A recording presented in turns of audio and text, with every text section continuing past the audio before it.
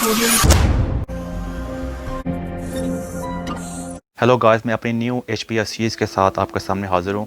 HPS का मेरे कई लोगों ने पूछा कि HPS का मतलब क्या है, तो वो है हिस्ट्री, फ़िलासफ़ी और साइंस। इसकी जो फर्स्ट एपिसोड थी वो लोगों ने काफ़ी पसंद की है। उसमें मैंने बात की थी कि इंसान एक से ज़्यादा औरतों के साथ ताल्लुकात क्यों रखना पसंद करता है, और इसका हिस्ट्री का पहलू क्या था, और फ़िलासफ़ी के बारे में क्या कहती है, और साइंस इसके बारे में क्या कहती है। तो उसको मैंने आपके सामने बयान किया था। आज मैं उसके सेकंड एपिसोड के साथ हाज़िर हूँ। आज मैं बात करूँगा इंसान जो है गलत बंदे से, जिसमें औरत और मर्द दोनों शामिल हैं, वो क्यों शादी कर लेते हैं। आज इस वीडियो में मैं आपको बताऊंगा कि इसकी रीज़न क्या है, क्यों इंसान ऐसा समझता है। आज मैं आपके सामने इसका तारीख़ी पहले रखूँगा, फिर फ़िलासफ़ी इसके बारे में क्या कहती है और साइंस इसके बारे में क्या कहती है। इस वीडियो में मैं आपके सामने जो चीज़ पेश करूँगा वो बताने की कोशिश करूँगा कि इसकी वजूहात क्या होती हैं और इससे आप क्या सीख सकते हैं और अपनी ज़िंदगी में बेहतरी कैसे लेके आ सकते हैं। जो लोग ये वीडियो देख रहे हैं, अगर वो मेरे सामने बैठे हों और मैं अगर आपसे सवाल करूं कि क्या आपकी शादी गलत बंदे से हुई है, तो अक्सर बंदे जो हैं वो ओपनली इस बात को एक्सेप्ट नहीं करेंगे। मैं अब कह सकता हूं कि 95% 95% जो बंदे हैं वो इस चीज़ को एक्सेप्ट नहीं करेंगे। सबसे पहले मैं आपके आगे तारीख़ ही पहले रखूँगा कि तारीख़ इसके बारे में क्या कहती है। आप बड़े इसके पाक के बारे में पढ़ें, उस्मानिया सल्तनत के बारे में पढ़ें, अरब के बारे में पढ़ें, आप रोमन के बारे में पढ़ें, ग्रीक के बारे में पढ़ें। मकसद मेरा कहने का कि आप किसी के बारे में पढ़ें, आपको अंदाज़ा होगा कि हिस्टोरिकली तौर पे भी अक्सर बादशाह से लेकर आम इंसान तक, जब वो अक्सर ये कहते हैं कि हमारी शादी सही बंदे से नहीं हुई।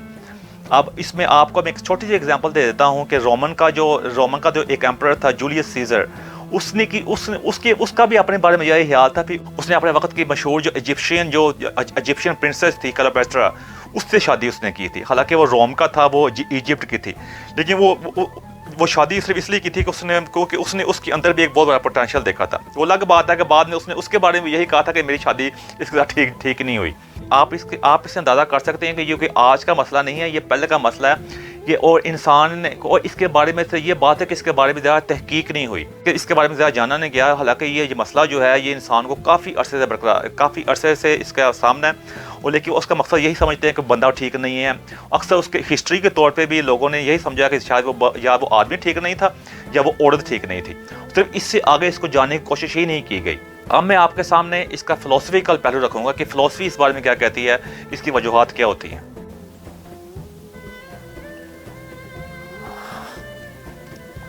ये साथ में ग्रीन टी भी पी रहा हूँ मैं, ताकि मैं अपना वो काम कर सकूँ। फ़िलासफ़ी इस बारे में कहती है कि जब इंसान की शादी होती है, उसमें आप देख सकते हैं कि डिफरेंट कल्चर्स के अंदर लोगों का आपस में एक दूसरे के बारे में पहले में पता होता है। और हमारे कल्चर में अक्सर ऐसा होता है कि लोग के औरत और मर्द एक दूसरे को पहले नहीं जानते होते। जहाँ पता होता है वहाँ ही मसले मसाइल हैं, और जहाँ नहीं पता होता वहाँ मसले मसाइल भी हैं। उसकी वजह क्या होती है कि जब आप उस बंदे के साथ ज़िंदगी गुजारना शुरू करते हैं, आपको कई चीज़ें आपके सामने आती हैं। तो सबसे पहला जो रिएक्शन आता है वो आता है गुस्से का रिएक्शन।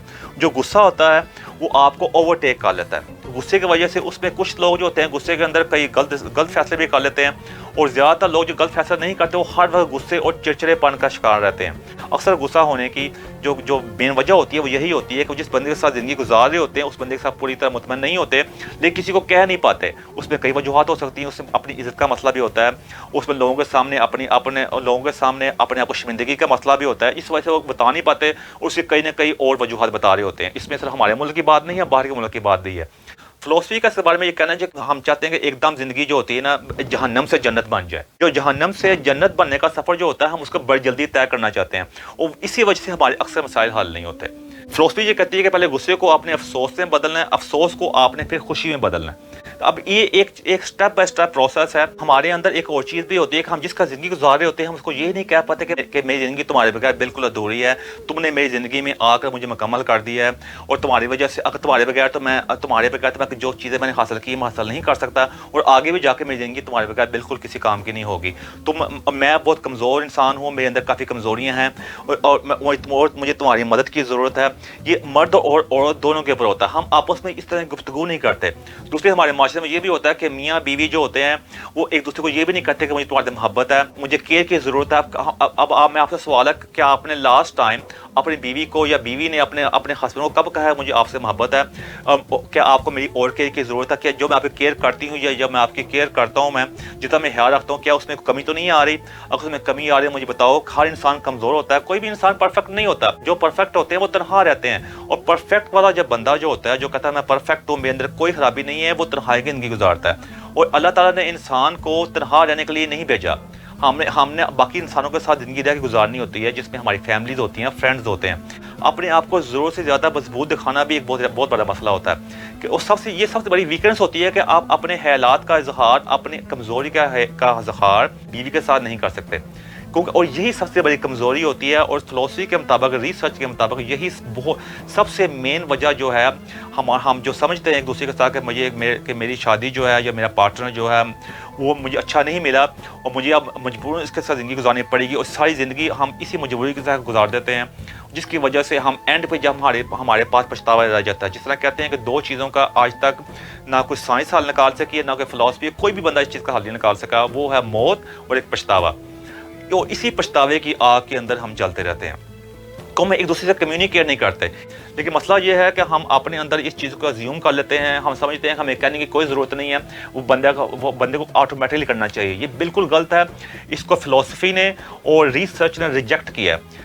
حوصلے کی ضرورت اور کیئر کی ضرورت اور محبت کی ضرورت جو ہوتی ہے، اظہار کی ضرورت، وہ اینڈ تک ہوتی ہے. جس طرح ایک بندہ بیمار ہوتا ہے، وہ بستر پہ ہوتا ہے، وہ ساتھ بیمار بھی ہو تو اس کو حوصلے کی ضرورت ہوتی ہے. اب اسے کہتے ہیں کوئی بات نہیں، تم ٹھیک ہو جاؤ گے، اتنی بڑی بات نہیں، ہم تمہارے ساتھ کھڑے ہیں. یہ دو چار الفاظ جو ہوتے ہیں ایک طاقتور دوائی سے زیادہ اہم ہوتے ہیں. اسی طرح آپس میں ایک دوسرے سے اظہار کرنا بہت اہم ہوتا ہے.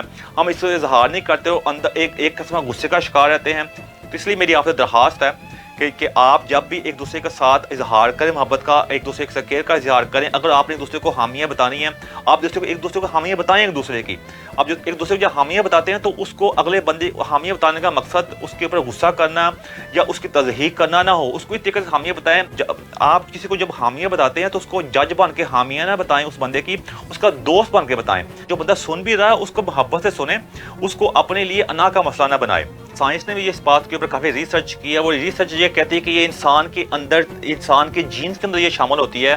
عورت جو ہوتی ہے اپنے ہسبینڈ کے اندر ایک باپ کو دیکھ رہی ہوتی ہے، اور یہ جو میل ہوتا ہے، جو آدمی ہوتا ہے، وہ اپنی بیوی کے اندر اپنی ماں کی خوبیاں دیکھ رہا ہوتا ہے. یہ چیزیں بعد میں مسئلہ پیدا کرتی ہیں، اور اسی وجہ سے ہم اکثر اس سوچ کا شکار رہتے ہیں کہ میری شادی غلط بندے سے ہو گئی ہے. عورت ہوتی ہے، اس کو بچپن سے ماں باپ کا پیار ملا ہوتا ہے، باپ کی شفقت ملی ہوتی ہے، اور جب شادی ہو جاتی ہے تو وہ سمجھ رہی ہوتی ہے کہ مجھے اپنے ہسبینڈ کے ساتھ اپنے خامد سے وہ چیزیں ملیں جو چیزیں ممکن نہیں ہوتی. وہ آپ کا خامد ہوتا ہے، وہ ایک عام انسان ہوتا ہے، اس کی آپ سے امیدیں، اس کے آپ کے ساتھ تعلقات اور طرح کے ہوتے ہیں. اس لیے کسی بھی عورت کو اپنے خامد کے اندر باپ کی خوبیاں بالکل نہیں دیکھنی چاہیے. جو آدمی ہوتا ہے، میں کئی دفعہ دیکھ چکا ہوں، وہ کہتے ہیں کہ مجھے اپنی بیوی کے اندر اپنی ماں والی خوبی چاہیے، میری ماں میں یہ اب خوبیاں تھیں، میری ماں کے اندر یہ خوبیاں تھیں.